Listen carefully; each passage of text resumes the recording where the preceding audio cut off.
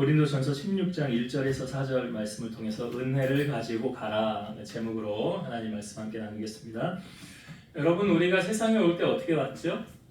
빈손으로 왔습니다. 그럼 또 하나님의 나라 갈 때는 어떻게 갈까요? 빈손으로 가겠죠. 그래서 빈손으로 왔다 빈손으로 가는 게 우리의 인생입니다. 그럼 우리가 이 땅에 살 때 어떤 마음을 가지고 살아가야 되느냐? 우리가 끝을 알면요. 그래서 사람들은 성경에도 잠언에 이런 말씀이 있어요. 잔치집보다 초상집을 가라라는 말이 있잖아요. 네, 지혜자는 잔치집보다 장례식을 간다. 왜요? 인생의 끝이 참 아무것도 아니라는 거죠. 결국은 보면. 그래서 사도 바울은 우리에게 이렇게 살라고 말하고 있죠. 디모데전서 6장 7절과 8절. 우리가 세상에 아무것도 가지고 온 것이 없음에 또한 아무것도 가지고 가지 못하리니 우리가 먹을 것과 입을 것이 있음즉 족한 줄로 알 것이니라. 올 때 빈손으로 왔지요. 갈 때 빈손으로 갑니다. 그러니까 현재 내가 먹을 것 입을 거 있으면 족하다는 거예요. 그래서 자족하는 마음이 있으면 경건에 큰 이익이 된다. 근데 사람이요, 이게 잘 안 돼요. 자족이 잘 안 돼요. 자족이. 하나라도 더 빼앗아 가려고 하는 게 인간의 마음이에요. 눈 뜨고 코백한다라는 말 있잖아요.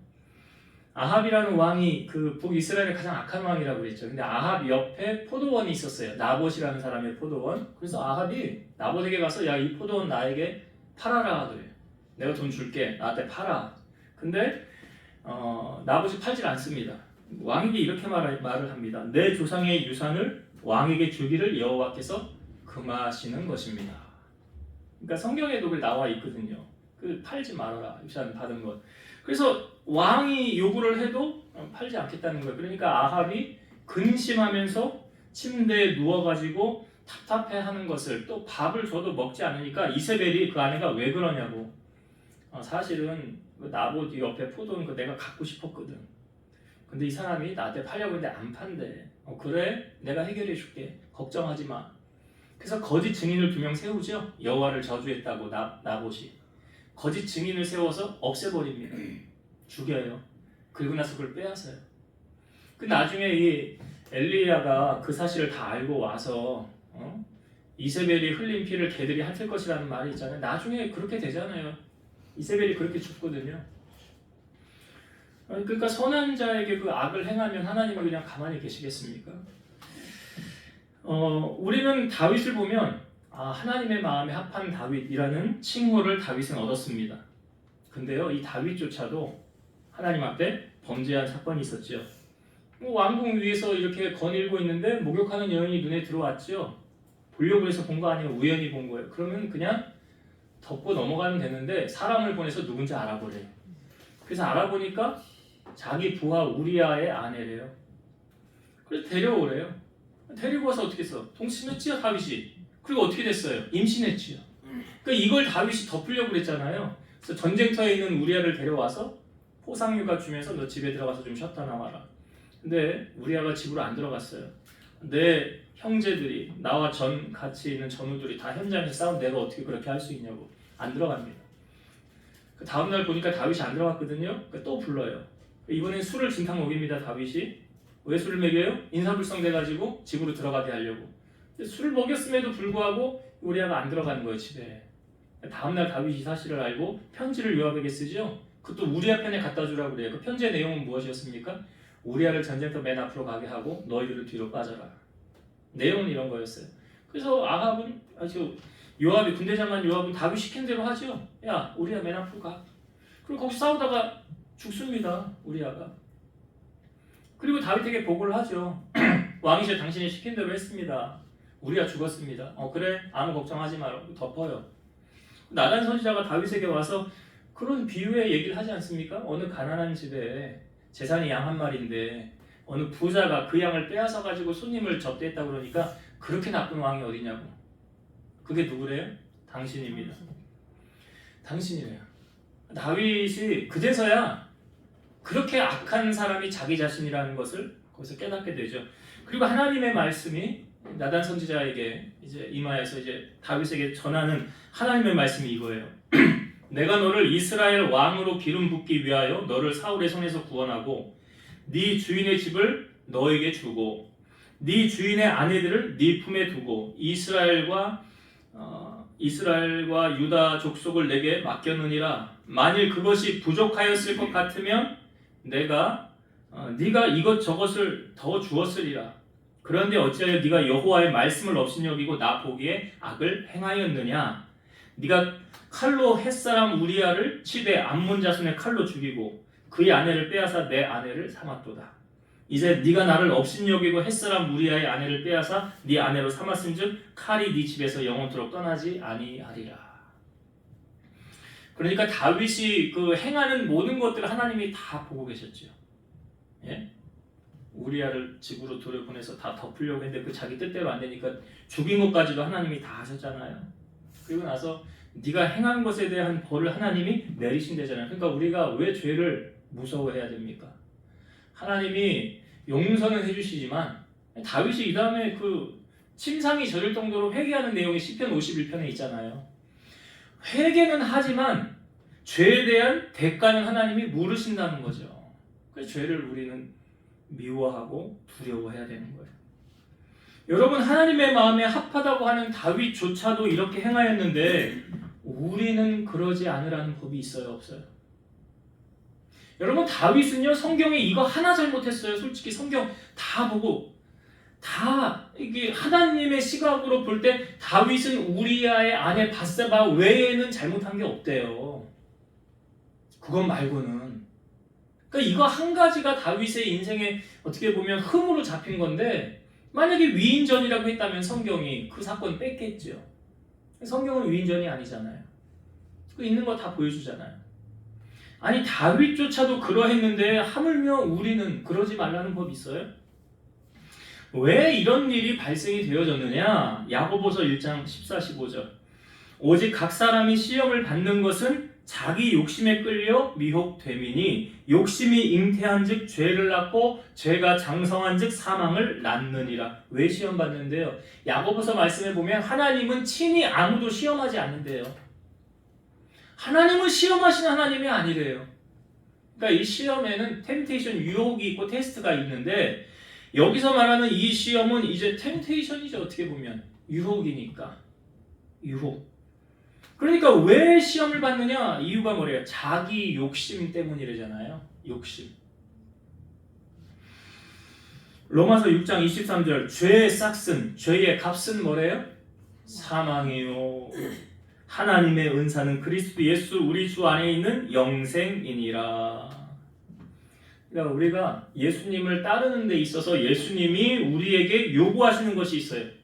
예수님은 우리가 제자의 길을 가길 원하시잖아요. 제자로서 따라가길 원하시잖아요.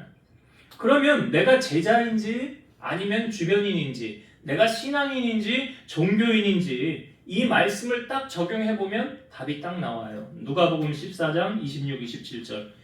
무릇 내게 오는 자가 자기 부모와 처자와 형제와 자매와 더욱이 자기 목숨까지 미워하지 아니하면 능히 내 제자가 되지 못하고, 누구든지 자기 십자가를 지고 나를 따르지 않는 자도 능히 내 제자가 되지 못하리라.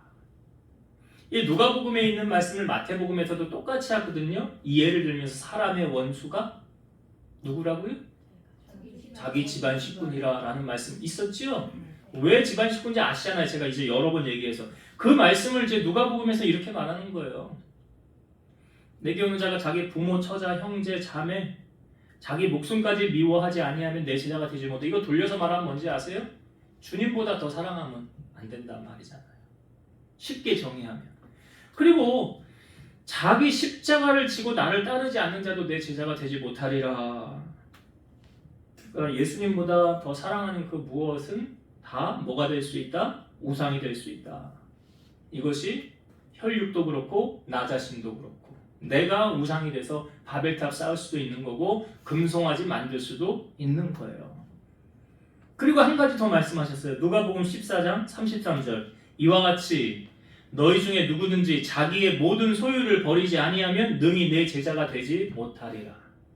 자기의 모든 소유를 버리지 아니하면 능히 내 제자가 되지 못하리라. 제가 설교 시작할 때 제일 먼저 아까 디모데전서 6장 말씀드렸죠. 뭐 하면 경건에 큰 유익이 있다고요? 자족하는 마음이 있으면. 우리가 빈손으로 왔다가 빈손으로 가는 인생이잖아요. 그럼 자족하는 마음이. 자, 예수님이 한 부자 청년 관원이 와가지고 질문했던 내용 아시죠? 어떻게 하면 영생 얻을 수 있습니까? 네가 계명 알지? 예, 압니다. 살인하지 말라, 간음하지 말라, 도둑질하지 말라, 내 이웃을 내 몸과 같이 사랑하라.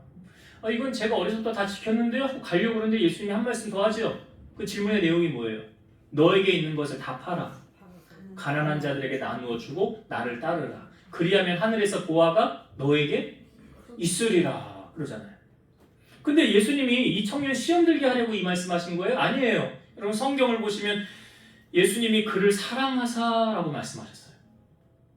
예수님이 시험 들게 하려고 올무를 걸려고 하신 말씀은 사랑하사 말씀하신 거예요. 뭐라고요? 다 팔아 너 있는 재산 그리고 나를 따라라.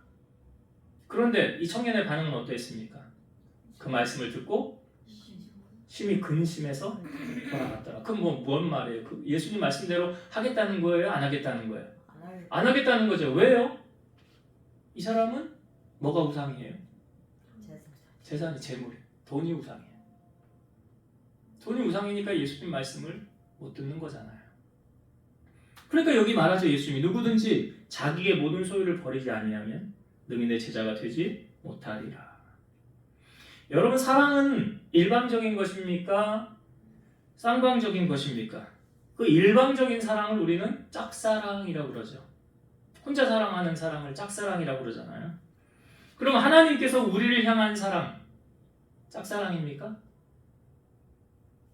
아니에요. 그럼 하나님이 우리를 사랑하신다는 것을 뭘로 증명하셨습니까? 그래요. 로마서 5장 8절.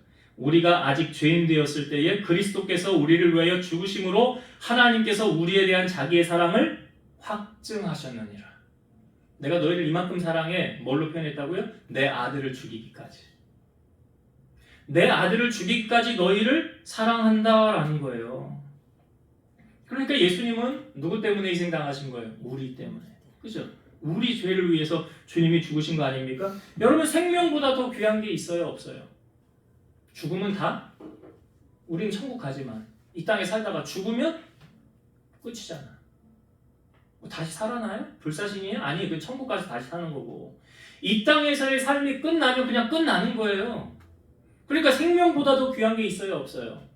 없다고요. 천하를 다 얻은들 그 생명이 잃으면 못하겠냐 그러잖아요. 성경의 가장 큰 사랑을 이렇게 표현합니다. 요한복음 15장 13절.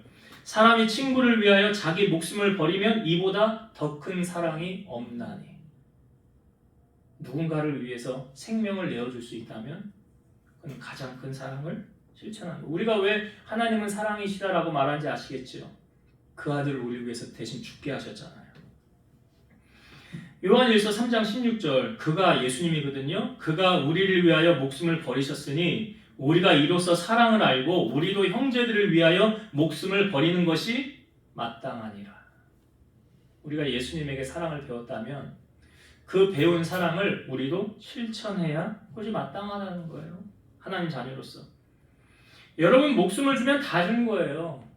그렇잖아요. 다 준 거잖아요. 그게. 목숨보다 더 귀한 게 없으니까. 그럼 하나님은 우리에게 다 주셨죠. 다 주셨잖아요. 이처럼 하나님이 우리를 사랑하는 것을 지금 확증하셨죠. 보여주셨죠. 그러면 제가 아까 물었죠. 사랑은 일방적인 거예요? 쌍방적인 거라고 그랬어요. 네, 쌍방이에요. 양방향이에요. 뭐 부모님이 자녀를 사랑하는 거 내리 사랑, 뭐 아래에서 위로 치사랑은 없다, 뭐 이런 말씀들을 어른들이 많이 하던데 하나님이 우리를 향한 사랑은 일방적인 사랑을 하나님이 요구하지 않아요. 하나님이 인격적인 하나님이세요. 그렇잖아요. 그래서 내가 너를 사랑하는 것을 내가 이렇게 증명했으니까 간혹 그러지 않을까요? 너도 나를 얼마나 사랑하는지 한번 내게 보여봐라. 그러니까 우리가요 하나님을 사랑한다고 하는데 뭘로 하나님을 사랑하는 것을 우리가 보여드리고 있는가? 성경에 보니까 하나님을 사랑한다 그래서 이렇게 표현을 한 사람들 있죠. 예수님이 십자가 지기 일주일 전에 예수님에게 향유 부어드린 마리아. 300데나리온 값어치가 어느 정도인지 아시죠? 그건 예수님 사랑하니까 표현한 거잖아요. 또 베드로가 밤새 그물을 내렸는데 한 마리도 못 잡았죠? 예수님 말씀을 전하시고 깊은데 그물 내리라고 그랬어요. 깊은데 그물 내려서 잡았는데 너무 많이 잡혔죠? 자기 어부생에 이런 일 처음이었어요. 예수님 앞에 가서 엎드립니다. 주여, 저는 죄인입니다. 고백하지요. 그러니까 은혜를 받으면요, 자기를 보는 눈이 열려요. 그 전에는 다른 사람을 비판하고 정죄했거든요. 근데 은혜가 임하면 다른 사람을 불쌍히 여기죠. 지금 베드로가 은혜가 임한 거예요. 주여, 저는 죄인입니다라고 고백하잖아. 이게 은혜를 경험한 거거든요. 그러면서 예수님 말씀하셨죠. 두려워하지 말라. 그러면서 이제 네가 후로 사람을 낚는 어부가 되리라. 그러죠. 그리고 나서 그 다음에 베드로가 어떻게 했습니까? 물고기와 배를 다 버려두고 예수님을 따라갔더라. 아까 누가복음 14장 33절 이와 같이 너희 중에 누구든지 자기의 모든 소유를 버리지 아니하면 능히 내 제자가 되지 못하리라. 그러니까 이 부자 청년 사건을 제자들이 옆에서 보고 베드로가 이 부자 청년이 순종 못할 때 뭐라고 말합니까? 우리는 주님 따를 때 물고기하고 배하고 다 버려두고 주님 따라가지 않았습니까? 얘기하잖아요. 자, 우리가 주님을 사랑하면 이렇게 나타나게 돼 있죠. 아브라함, 백세에 얻은 이삭을 내게 바쳐라 라고 했을 때 3일길을 걸어가면서 종들에게 밑에 있어라. 내가 이삭과 함께 올라가서 하나님을 경배하고 제사 드리고 함께 내려온다는 말을 하잖아요. 또 올라가면서 이삭이 물을 때 아니 아버지 제사 지내러 가는데 양은 어디 있어요? 그랬더니 아브라함이 하는 말 하나님이 자기를 위하여 친히 준비해 놓으실 거야. 올라갔는데 없잖아요. 눈을 비비고 찾아봐도 없잖아요. 그러니까 이삭을 잡아서 결박시켜서 딱 내려치려는 찰나에 아브라함아 급하게 부르시고 멈춰라. 근데 그 다음에 눈을 이렇게 들어보니까 양이 보였지요. 제가 그랬잖아요. 그 양은 원래부터 거기 있었던 거냐 아니면 하나님이 없었는데 갑자기 거기다가 갖다 놓은 거냐. 뭐라고요? 원래 있었다고요. 근데 언제 보여요? 순종하니까 보이는 거예요. 순종하니까. 우리가 잘 아는 찬송가 주 예수보다도 귀한 것은 없네. 우리 권사님이 성탄절 때 나와서 이 찬양했잖아요. 그죠? 주 예수보다도 귀한 것은 없네. 이 세상 부귀와 바꿀 수 없네. 영죽을 내 대신 돌아가신 그 놀라운 사랑 잊지 못해. 세상 즐거움 다 버리고 세상 자랑 다 버렸네. 주 예수보다도 귀한 것은 없네. 예수밖에는 없네. 여기 이 찬양의 가사처럼 세상 즐거움 다 버리고 세상 자랑 다 버렸네. 여기 이 세상 부귀와 또 2절에는 명예라고 나오고요. 3절에는 행복이라고 나오는데요. 그거 다 버렸다는 거예요. 우리가 주님을 따르는 제자의 삶으로 이 자기 부인 또 하나님을 사랑하는 것 우리가 정말 하나님을 사랑하면 제가 아브라함 얘기했죠. 마리아 얘기했죠. 베드로 얘기했죠. 이 사람들처럼 우리도 뭔가 삶으로 보여지고 나타나지는 게 있어야 된다는 거죠. 왜 우리가 하나님 앞에 아브라함은 이삭을 드리는 게 가장 아까운 거였죠. 봄을 이루었으니까. 그러니까 하나님 앞에 우리가 드리려고 할 때 간혹 머뭇 하려는 경향들이 없잖아 있어요. 왜 그런지 아세요? 내 거라고 생각하니까 그러는 거예요. 이거 내 건데. 내 지갑에 있는 돈은 누구 거? 내 거? 그래 내 거라고 생각하잖아 다들. 그렇지 않아요? 근데 성경은 뭐라고 그래요? 우리를 값으로 샀다라고 말하지요. 그러니까 우리의 소유권이 나는 내 것이 아니라 누구의 것이에요? 하나님의 것. 주님의 것이면 나에게 속한 모든 건 누구의 거예요? 네, 주님의 것. 근데 우리가 자꾸 그 청직이라는 것을 잊어버리거든요. 내 거라고 생각하거든요. 그러니까 잘 안 되는 거예요. 순종이 잘 안 되는 거예요. 여러분 하나님은 물질에 관심이 있을까요? 없을까요? 예? 예, 하나님이 천지 만물을 다 창조하신 분인데 다 하나님의 것인데 그렇잖아요. 그럼 하나님은 그 돈에 별로 관심도 없겠네 라고 생각할 수 있지만 그렇지 않아요. 그렇지 않아요. 마태복음 6장 21절을 보면 네 보물이 있는 그곳에는 네 마음도 있느니라. 여기 보물을 그냥 돈으로 바꾸면 네 돈 있는 그곳에 네 마음도 있느니라 이거잖아요. 보물이 뭐 재물이니까 돈이니까. 근데 그 다음에 사실은 이게 앞에 두 절이 더 있거든요. 마태복음 6장 19에서 20절. 너희를 위하여 보물을 땅에 쌓아두지 말라. 거기는 종과 동록이 해하며 도둑이 구멍을 뚫고 도둑질하느니라. 오직 너희를 위하여 보물을 하늘에 쌓아두라. 거기는 좀이나 동록이 해하지 못하며 도둑이 구멍을 뚫지도 못하고 도둑질도 못하느니라. 자, 보물을 어디에 쌓아두래요? 하늘에. 하늘에 쌓아두래요. 그 말은 무슨 말이냐? 마음을 어디에 두라는 거예요. 하늘에. 그렇죠. 물질이 있는 곳에 마음이 있다라고 그러잖아요. 보물이 있는 곳에 마음이 있다. 그러니까 너의 마음을 어디에 두라? 하늘에 두라라는 거예요. 하늘에 두라. 그래서 우리가 하늘에 그러면 쌓아두는 것, 주님이 하늘에 쌓아두라고 그랬는데, 그럼 우리가 어떻게 하면 하늘에 쌓을 수 있습니까? 그 하늘에 쌓는 게 뭐예요? 뭐 하는 게 하늘에 쌓는 거예요? 연보죠. 연보. 그리고 구제. 어려운 자를 돌아보는 거. 성경에는 이 연보에 관한 말씀이 많이 있습니다. 제가 11조, 말라기 3장 10절 다 아시잖아요. 아브라함도 11조 했었죠. 야곱도 베델에서 하나님을 만나고 거기 11조 서원했었죠. 내가 지금 빈손인데 하나님 나에게 주신 거 10분의 1 반드시 하나님께 드리겠습니다. 그러니까 보세요. 믿음의 사람들은 다 11조 합니다. 11조 못하는 사람, 믿음 없는 사람. 돈 아까운 사람, 믿음 없는 사람. 제가 앞부분에 계속 이 연결해서 지금 말씀을 드리는 게요. 하나님은 우리에게 다 주셨어요. 그렇죠? 동의하시죠? 하나님 다 주셨잖아요. 자기에게는 하나밖에 없는 아들 주셨으면 다 준 거예요. 근데 그 알량한 11조 그거 하나님 앞에 드리는 게 벌벌벌 떨립니까? 생명까지도 주셨는데 주님은? 과부가 두 동전 넣는 것을 주님이 눈여겨보지 않으실 수도 있잖아요.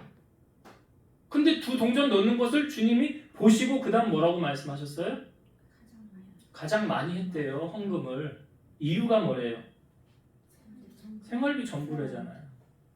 그러니까 양을 보시는 분이 아니라고요. 중심을 보시는 분이라고요.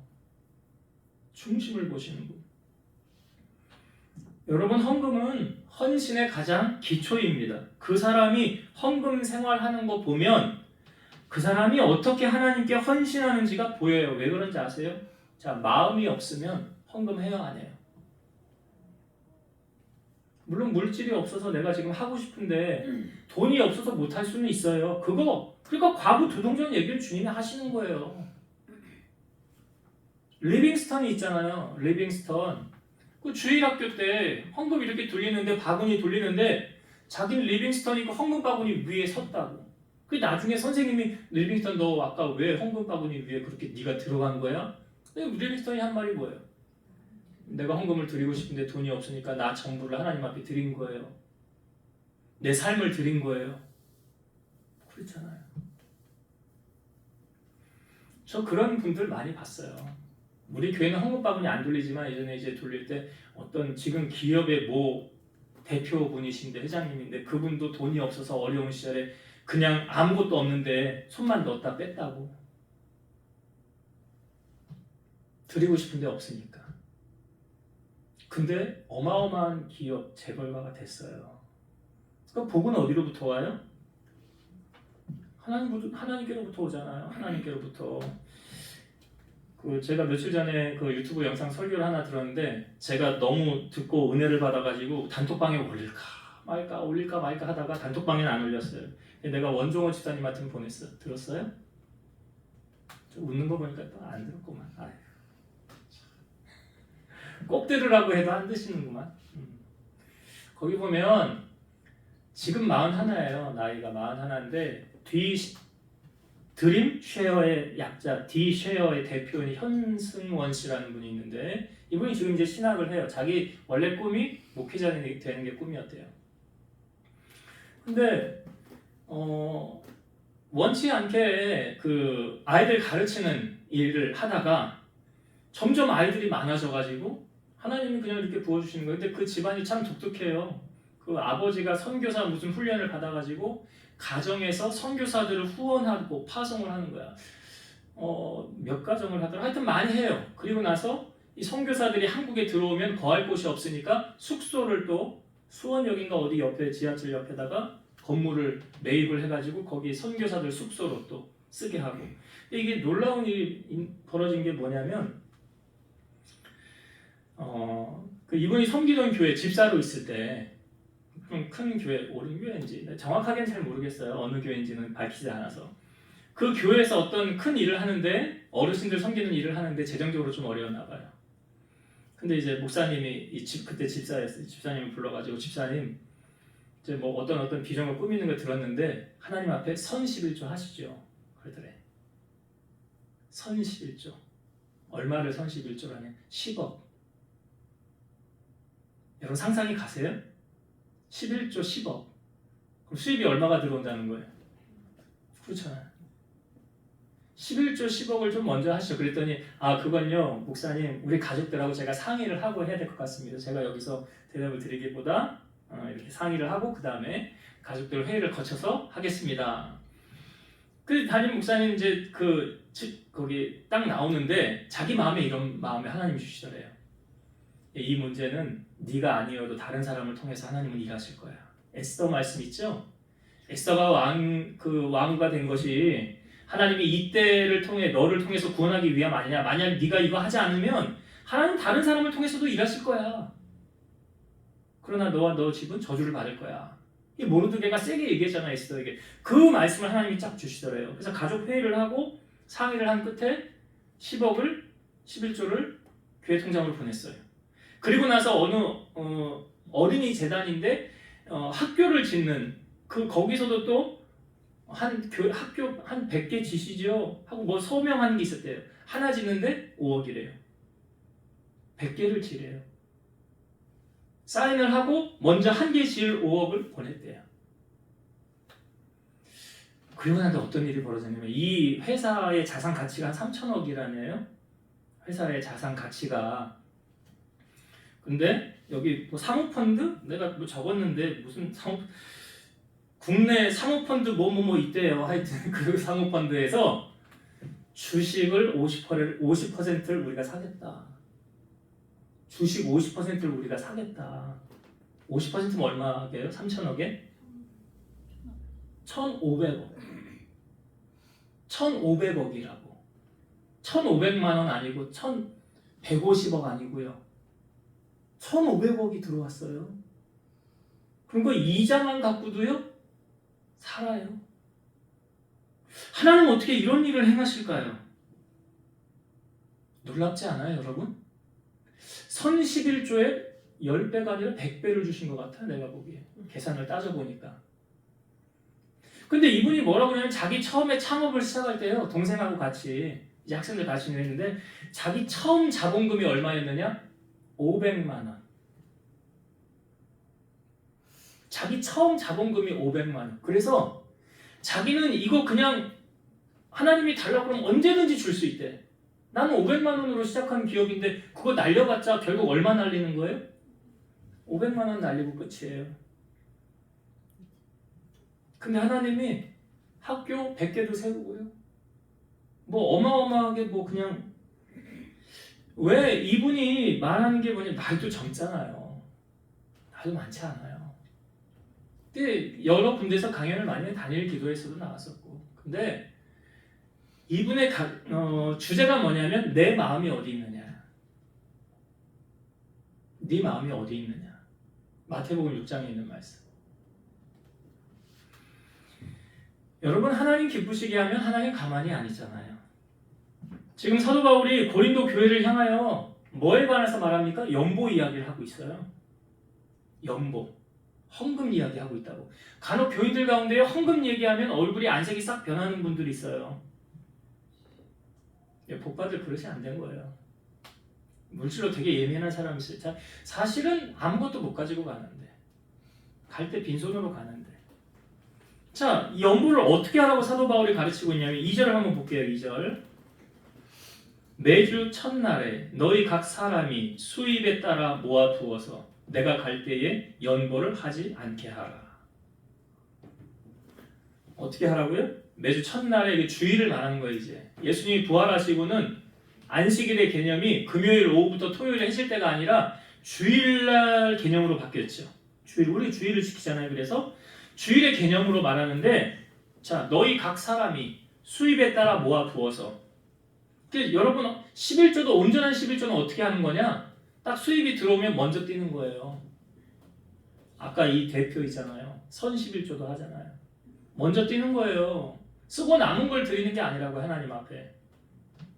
수입에 따라 모아두어서 내가 갈 때에 연보를 하지 않게 하니까, 급하게 모아서 야야야 돈 모아 야 헌금해야 돼, 그거 아니라고요. 고린도후서 9장 5절 그러므로 내가 이 형제들로 먼저 너희에게 가서 너희가 전에 약속한 연보를 미리 준비하게 하도록 권면하는 것이 필요한 줄 생각하였노니 이렇게 준비하여야 참 연보답고 억지가 아니니라. 그 교회 와가지고 저는 바로 가르치는 거예요. 교회 와서 주일날 아침에 이렇게 물론 예물을 미리 준비해 와서 이렇게 담아서 이렇게 드리는 거 괜찮아요. 근데 전혀 마음이 없다가, 할 마음이 전혀 없었는데 괜히 안 하면 눈치 보일 것 같고 그냥 넘어가면 좀 찔릴 것 같으니까 이거라도 해야 되겠다 해서 하는 거는 하나님이 기뻐 받으실까요? 뭘 지금 강조하고 있습니까? 준비예요. 미리 준비하는 거예요. 그것이 참 연보래잖아요. 여기 말하 미리 준비하도록 권면하는 것이 필요한 줄로 생각하였노니 그것이 참 연보고 억지가 아니니라. 그러니까 여러분, 하나님이 받으시는 예물이 있고 받지 않으시는 예물이 있는 거 아시죠? 가인과 아벨이 하나님 앞에 처음에 제사 지낼 때 성경은 분명히 이렇게 말합니다. 가인과 그 제물은 받으셨으나 아벨과 그 제물은 받지 않으셨더라. 받으시는 제물이 있고요, 받지 않으시는 제물이 있어요. 그러면 안 받는 예물을 드린 건 헛수고한 거잖아. 아니, 이왕 예물을 드리는데 헛수고하는 예물을 드릴 필요는 없잖아요. 우리가 하나님 앞에 여러분 연보할 때, 헌금을 할 때요, 내가 하나님께 받은 은혜가 너무 많은데, 아니 내 생명을 대신이라도 드리고 싶은데 그걸 못하니까 대신 연보를 드리는 거 아니에요? 나는 생명이라도 드리고 싶다고요. 근데 내 생명을 못 드리잖아. 아니 뭐 손가락이라도 하나, 팔이라도 하나 잘려서 하나님 앞에 드리려면 여기 누가 드리겠어? 그렇게 순종할 사람, 그렇게 할 사람이 얼마나 있겠냐고요. 그래서 사도 바울이 미리 준비하는 것이 참 연보라 라고 말하고 있고요. 여기 3절에 보니까, 자 3절의 말씀을 보세요. 3절 내가 이를 때에 너희가 인정한 사람에게 편지를 주어 너희의 은혜를 예루살렘으로 가지고 가게 하리니, 여기 예물을 연보라는 이름 대신에 다른 이름이 대체해서 들어갔죠. 뭡니까? 예, 편지도 맞아. 그 편지는 따로 편지도 있고요. 그 다음에 은혜를 연보로 표현한 거잖아. 그죠? 은혜. 그러니까 보세요. 하나님의 은혜를 아는 사람은 하지 말라 그래도 합니다. 근데 은혜를 모르는 사람은요, 안 합니다. 그러니까 이게 억지로 되어지는 게 아니라고요. 고린도후서 9장 8절 하나님이 능히 모든 은혜를 너희에게 넘치게 하시리니 이는 너희로 모든 일에 항상 모든 것이 넉넉하여 모든 착한 일을 넘치게 하게 하려 하심이라. 여기 모든 은혜를 너희에게 넘치게 하시나니, 여기 하나님이 주시는 것. 여러분, 우리가 하나님의 은혜를 맛보았으면요, 그 은혜를 흘려보내는 삶을 살아야 돼요. 이스라엘은 두 개의 호수가 있는 거 아시죠? 갈릴리 호수가 있고 사해 호수가 있고, 갈릴리 호수에서는 위에 헐몬산에서 내려오는 이 물이 강을 이루어서 밑으로 흘려보내잖아요. 요단강을 통해서 어디로 가요? 마지막 종착지인 사해로. 그래서 갈릴리에는 온갖 종류의 물고기, 생명력이 넘치는데 사해는 죽은 바다라고 그러죠. 왜 그렇습니까? 고여 있어서 그래요. 흘려보내지 않아서 죽은 거예요. 가지고만 있으니까 흘려보내지 않고, 그러니까 죽은 호수가 되는 거예요. 잠언 11장 24절 흩어 부재하여도 더욱 부하게 되는 일이 있나니 가도히 아껴도 가난하게 될 뿐이니라. 우리 옛날에는 뭐 아끼면 잘 산다라는 말인데 성경은 그렇게 말하지 않아요. 흘려보내야 잘 사는 거예요. 누가복음 6장 38절 예수님 하신 말씀이에요. 주라 그리하면 너희에게 줄 것이니 곧 후히되어 누르고 흔들어 넘치도록 하여 너희에게 안겨주리라. 너희가 헤아리는 그 헤아림으로 너희도 헤아림을 도로 받을 것이니라. 주님은 우리에게 움켜쥐라라고 말하지 않아요. 뭐 하라고요? 주라. 내가 주면 누가 채워주신대요? 하나님이. 그러니까 뭔가 심은 것이 있어야 거둘 게 있는 거 아니에요? 죽은 펌프를 살리는 것도 뭘 갖다 보여야 돼요? 마중물. 그걸 보야 죽은 펌프가 살아나는 거예요. 자, 이제 말씀을 정리하고 마치겠습니다. 오늘 사도 바울이 고린도 교회를 향하여 지금 뭐에 관한 말씀을 하고 있습니까? 연보예요, 연보. 여러분, 신앙생활 헌신의 가장 기초. 제가 보니까 주님 사랑하는 마음 없이는 절대 헌금 안 합니다. 경제적인 사정하고도 물론 연관이 있을 수 있어요. 근데 돈 많다고 헌금 많이 합니까? 꼭 그게 그렇지 않아요. 가난하다고 헌금 적게 합니까? 그게 또 꼭 그렇지 않아요.